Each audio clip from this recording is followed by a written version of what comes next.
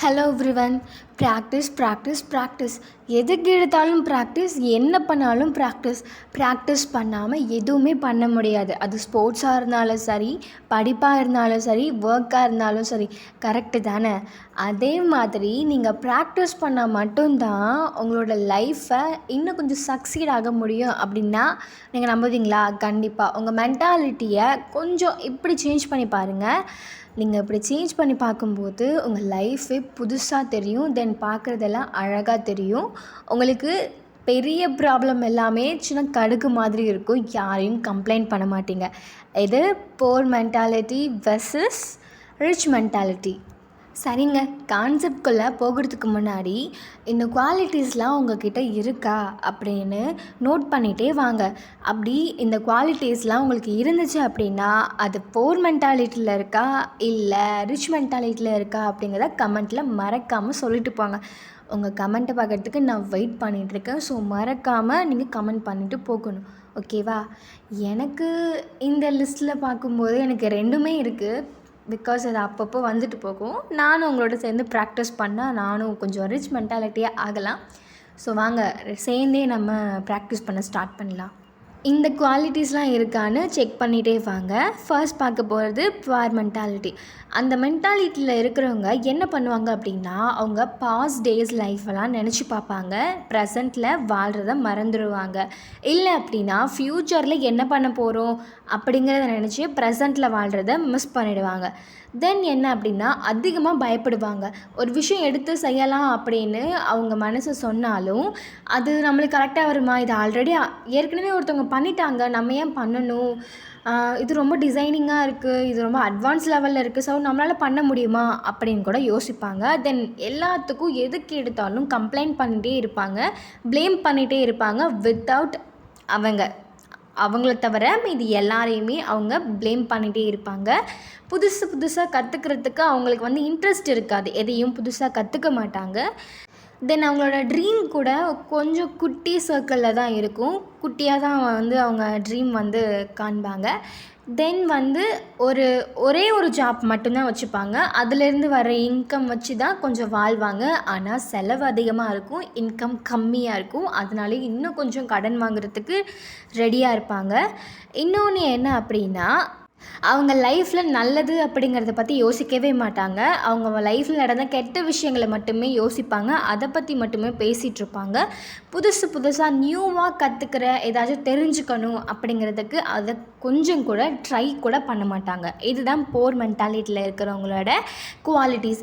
இந்த குவாலிட்டிஸில் எனக்கு ஏதோ 2-3 இருக்குது. ஏன்னா நான் முன்னாடிலாம் ரொம்ப பயப்படுவேன். பட் இப்போதைக்கு நான் எதுவும் பயப்படுறதில்ல. இது மாதிரி உங்களுக்கு ஏதாச்சும் குவாலிட்டிஸ்லாம் புவர் மென்டாலிட்டியில் இருக்குது அப்படின்னா அதையும் மறக்காமல் கமெண்ட் பண்ணுங்கள். அப்படி இருந்தாலும் அதை சேஞ்ச் பண்ணுறதுக்கு ட்ரை பண்ணுங்கள். அது எப்படிலாம் சேஞ்ச் பண்ணலான்னு ரிச் மென்டாலிட்டியில் பார்க்கலாம். ரிச் மென்டாலிட்டியில் இருக்கிறவங்கலாம் எப்படி இருப்பாங்க அப்படின்னா, அவங்க ப்ரெசண்ட்டில் வாழ்வாங்க. பாஸ்ட்டை பற்றின எந்த ஒரு பயமும் கிடையாது, எந்த ஒரு கவலையும் கிடையாது.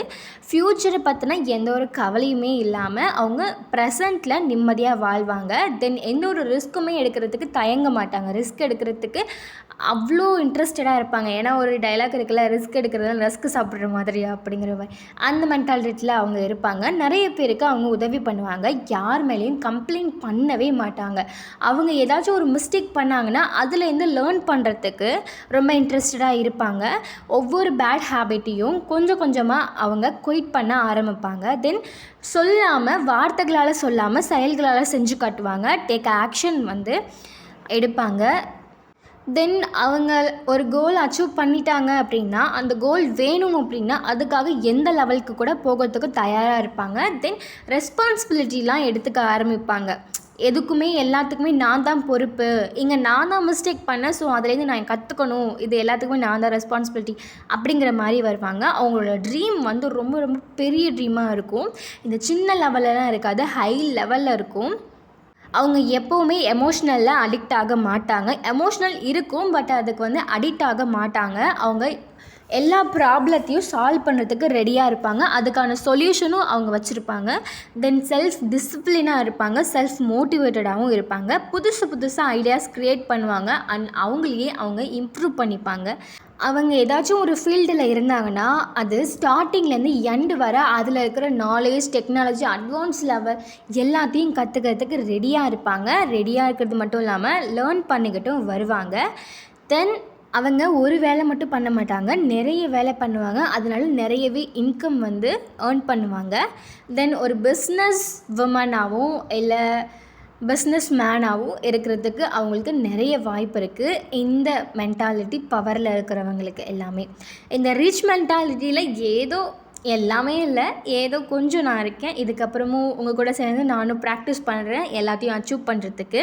இது டே டு லைஃப்பில் நம்மளுக்கு என்ன வேணும் என்ன வேணாம் அப்படிங்கிறது தெளிவாக புரிஞ்சுக்கிட்டோம் அப்படின்னாலே நம்ம ஆட்டோமேட்டிக்காக ப்ராக்டிஸ் பண்ணிகிட்ருக்கோம் அப்படிங்கிறது நமக்கு தெரியாமலே பண்ணிகிட்டே இருப்போம். ஓகேவா?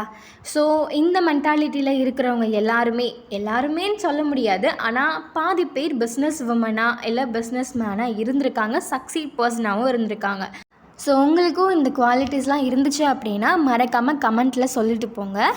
தென் இந்த வீடியோ பிடிச்சிருந்துச்சி அப்படின்னாலும் லைக் போடுங்க.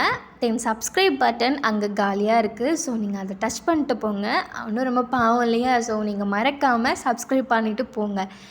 தென் உங்களுக்கு ஏதாச்சும் ஷேர் பண்ணணும், கொஷின் இருக்குது அப்படின்னு என்கிட்ட கேட்கணும் அப்படின்னு நினச்சாலும் நீங்கள் என்கிட்ட தாராளமாக கேட்கலாம். இந்த வீடியோ உங்களுக்கே யூஸ்ஃபுல்லாக இருந்துச்சு அப்படின்னா உங்கள் ஃப்ரெண்டுக்கும் யூஸ்ஃபுல்லாக இருக்கும்ல. ஸோ மறக்காமல் ஷேர் பண்ணிவிடுங்க. அடுத்த வீடியோவில் ஒரு சுவாரஸ்யமான டாப்பிக்கோடு நான் உங்களை சந்திக்க வரேன். பாய்.